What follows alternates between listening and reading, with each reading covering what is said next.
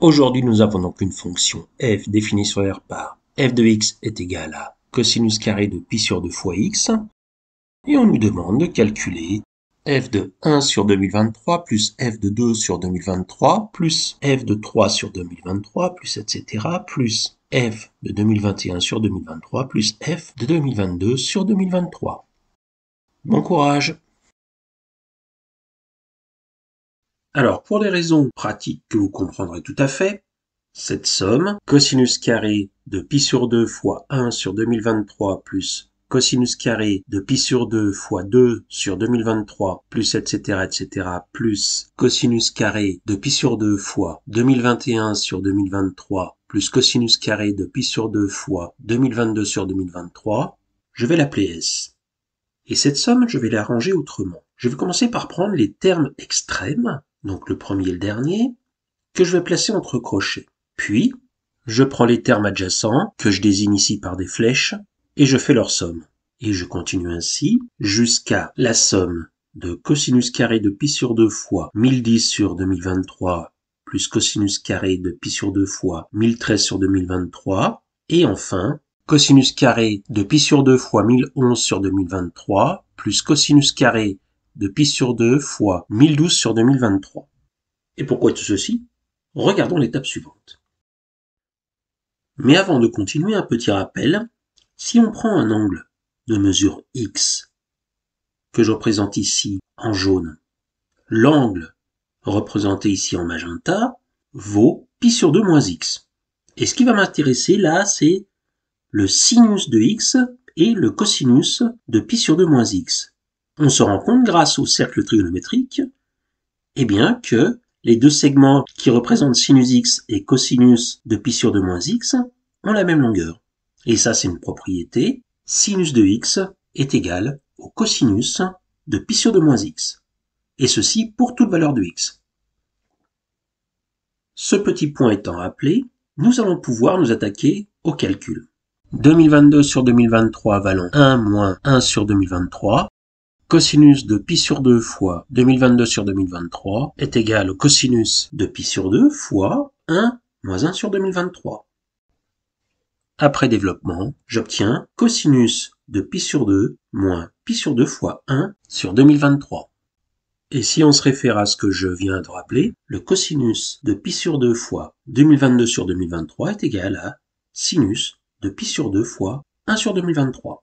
Et là, c'est du billard. La solution vient toute seule. Cosinus carré de pi sur 2 fois 1 sur 2023 plus cosinus au carré de pi sur 2 fois 2022 sur 2023 est bien entendu égal à cosinus au carré de pi sur 2 fois 1 sur 2023 plus sinus carré de pi sur 2 fois 1 sur 2023. Et cette somme, on sait qu'elle est égale à 1. Alors, ayant trouvé 1 pour le premier terme de la somme S, je vais voir pour le terme suivant, c'est-à-dire cosinus carré de pi sur 2 fois 2 sur 2023 plus cosinus carré de pi sur 2 fois 2021 sur 2023. 2021, c'est 2023 moins 2. Ainsi, le cosinus de pi sur 2 fois 2021 sur 2023 est égal à cosinus de pi sur 2 moins pi sur 2 fois 2 sur 2023. Et comme précédemment, j'utilise le lien qu'il peut y avoir entre le cosinus et le sinus. Cosinus de pi sur 2 fois 2021 sur 2023 est égal à sinus de pi sur 2 fois 2 sur 2023. Et cosinus carré de pi sur 2 fois 2 sur 2023 plus sinus carré de pi sur 2 fois 2 sur 2023, c'est-à-dire 1.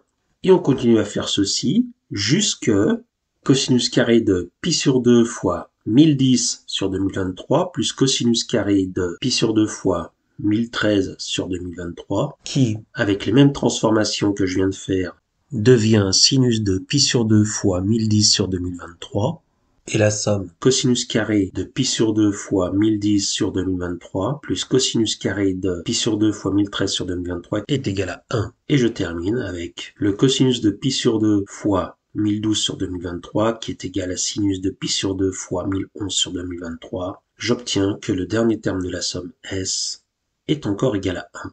En fait, cette somme S est égale à 1011 fois 1. Conclusion, S est égal à 1011. Alors j'avais dit 2 solutions, mais ça va être plutôt une solution et demie parce que ce que je vais proposer maintenant ressemble quand même beaucoup à ce qu'on vient de faire. Et avant de rédiger cette solution, encore un petit rappel.